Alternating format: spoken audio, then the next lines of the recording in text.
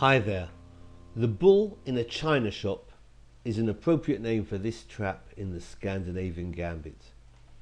After e4, d5, the Scandinavian takes, and instead of recapturing with the queen, which may leave her targeted, black often tries knight f6, planning to take back the pawn on d5 with the knight. White usually surrenders the pawn on d5, but white can also try to hang on to the extra pawn with c4. However, this allows black to gain time in development with c6 and to land white with a backward d pawn after d takes c6 and knight takes c6. So white continues with knight f3 and black plays e5, basically fixing the pawn on d2 in that it cannot get to d4.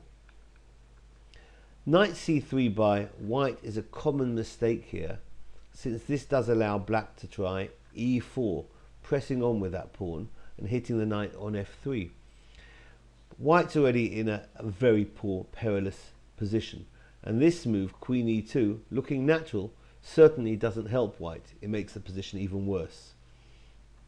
Obviously the pawn cannot capture the knight because it's pinned, but after queen e7, releasing the pin, the d4 square is now free for the black knight to jump into after the white knight on f3 runs away.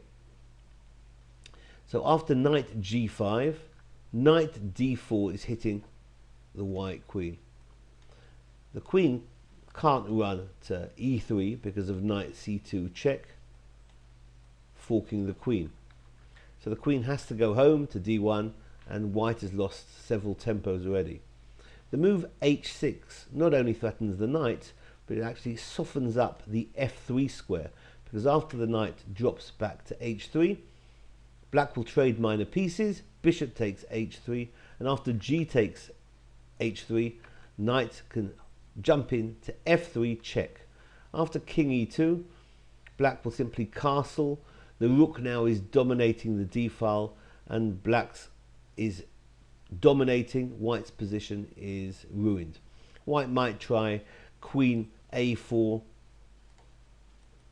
hitting a7, but black can respond with king b8, or even better, queen c5, and that queen can slalom her way into white's guts.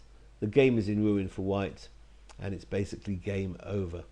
So this has been the bull in a china shop in the Scandinavian Gambit. Hope you found it useful, and thank you for watching. Bye bye.